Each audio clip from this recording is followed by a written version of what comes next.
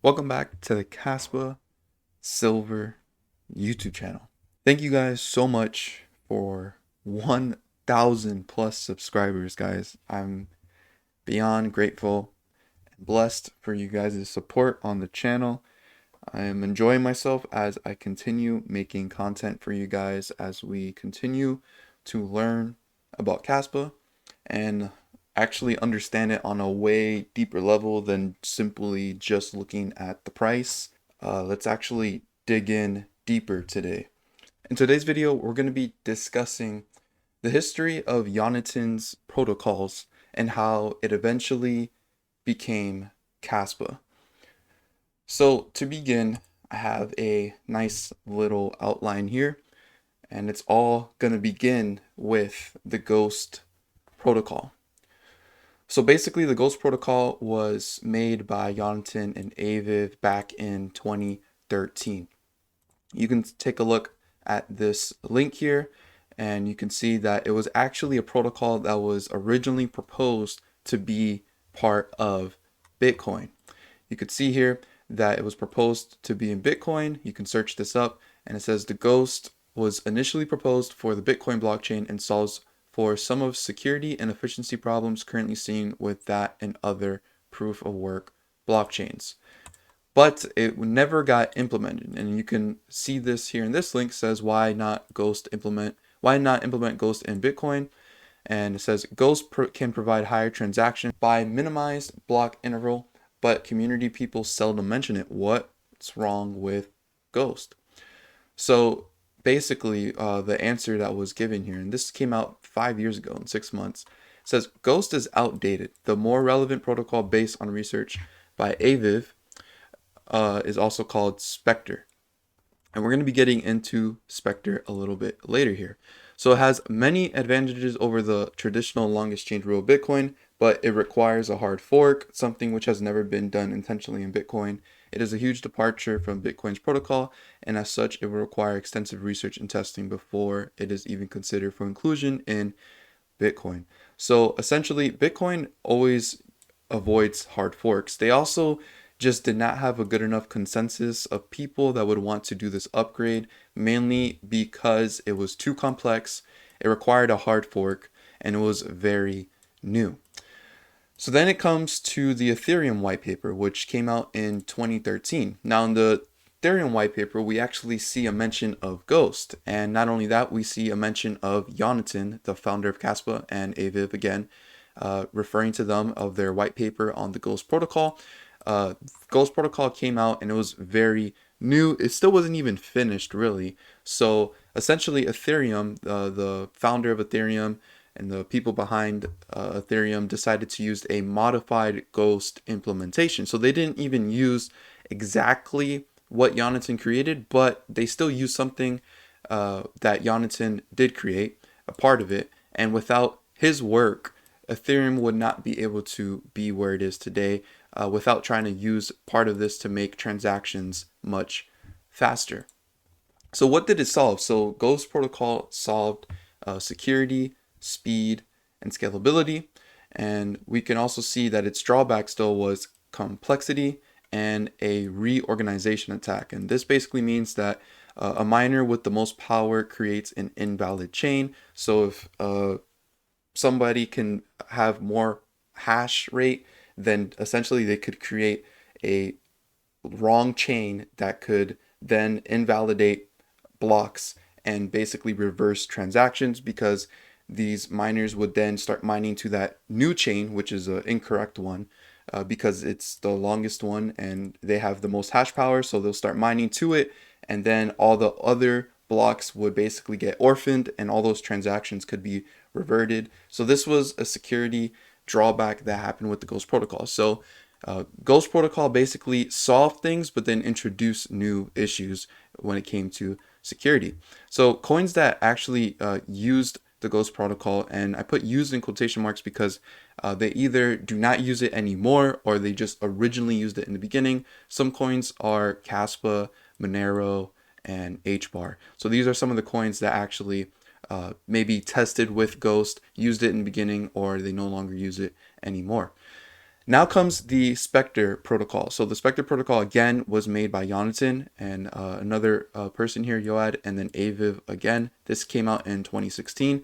Essentially, Specter protocol was a fork of Ghost, introduced new solutions, and again, it introduced new problems. So what did it solve? So it increased scalability, it reduced energy consumption, and improved security again. But again, its drawbacks was that it was very complex and new security issues. And the complexity of these protocols is the fact that there's really not many developers that know how to actually work with these protocols, because these are new protocols that Jonathan has been building, and basically only him and a few people understand these things. So getting developers to work on this stuff is always going to be difficult because of how new it is. But with Spectre, it basically introduces more DAG concepts. So now this kind of brings us into DAGs and how they differ from block DAGs. So basically here, DAG is not the same as block DAG, and Kaspa block DAG is not the same as other block DAGs. So first, let's get into DAG. So DAG allows transactions to process in a parallel. And I make the point that transactions is bold because this is the difference between DAGs and block DAGs. So basically, nodes connect to other nodes in a parallel. So we can also take a look here at what is a node. So a node are the custodians of the blockchain. They keep all copies of the ledger in sync, storing encrypted data of past transactions while taking on new blocks for scalable growth. They are algorithmically programmed to execute transactions based on majority consensus. And again, nodes could be your laptop. It could be just specific hardware that's going to save the whole entire blockchain on the system and confirm transactions on the blockchain. So a DAG is nodes connect to other nodes in a parallel. Examples of this would be Nano and IOTA. We can also take a look here at the visualizer for IOTA. And this is a common cryptocurrency that is brought up for comparison on Kaspa, but essentially it's not a good comparison because it's not the same thing. Kaspa solves, again, the issues that these cryptocurrencies have because they still have security issues. And you could see here, this is a visualizer of transactions in a DAG, and basically it just creates this parallel kind of line, how they all connect in a tree kind of shape, and it just keeps growing basically indefinitely. And this is how transactions work on IOTA and similar to Nano as well. And again, the difference is the fact that IOTA and Nano, they don't have blocks. They don't use blocks. They use DAGs, and DAGs are for transactions only. So what are the problems with these DAGs?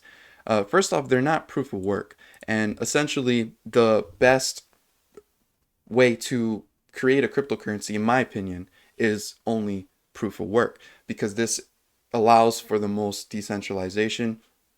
Nano and IOTA have problems with allocations as well. 5% went to both founders, and the founders of these coins received these 5% allocations, and basically it gave themselves money to fund their company as they develop these coins.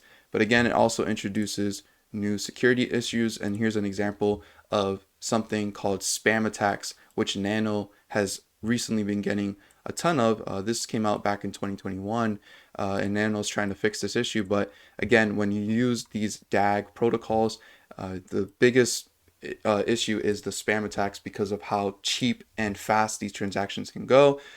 Transaction spamming attack has disrupted operations to the Nano network. Node operators throttle their bandwidth to deal with the issue, but the network is out of sync, and some transactions are obstructed, according to the social media and Discord experts. So this is something that's basically just going to always be happening. The coin's design guarantees very low transaction fees, but as evidenced by this attack, this comes out of decentralization and CBIL resistance, or CBIL resistance, and we could see what is a CBIL attack. Can anyone please provide a clear definition of what a CBIL attack is?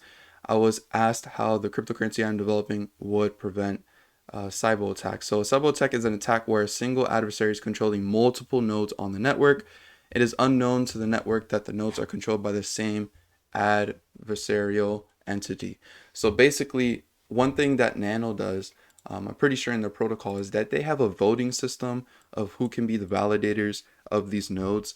And basically people vote for who's going to validate the transactions and make sure that these node validators are honest.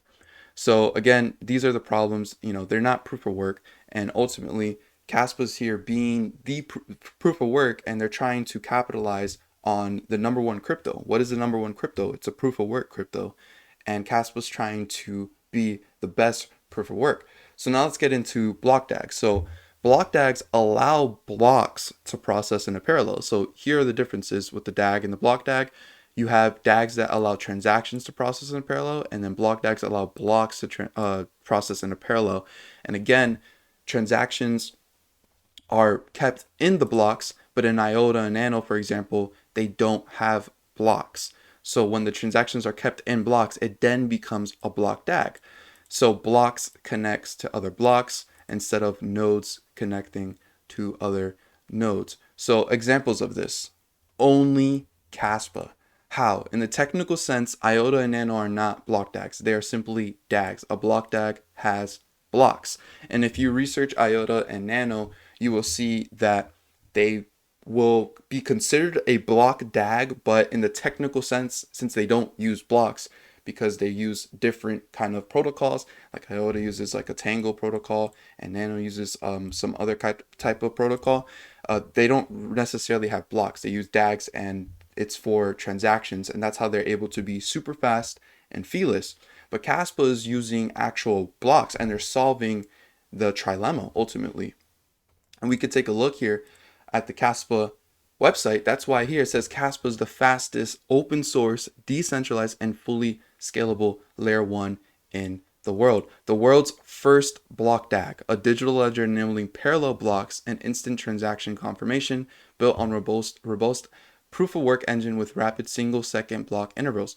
And basically, Kaspa has no pre-mine, no allocated coins. And this is very important. This again applies to the decentralization aspect. And Kaspa decided to take that fair launch route, which was awesome for the network. This will really provide a lot of reason to invest because of the fact that there's no allocations. And then it uses a new algorithm called K-heavy hash, and I've spoke about that in previous videos. The block times is 1 second. And we can also take a look at the visualizer here, similar to how we looked at the IOTA's visualizer and how it's showing transactions and how they work here. And this is pretty crazy to see. And basically this is how it looks for transactions. But if you look at Kaspa here, this is how it looks for a block DAG, how blocks connect to other blocks. And in the Kaspa network, no blocks orphan. No blocks get orphaned. Every single block is used, and they're all connecting to the Genesis block, and they connect all together. And basically, Kaspa is just a generalization of the Nakamoto consensus. It's just an innovation of the Nakamoto consensus, which was used by Bitcoin.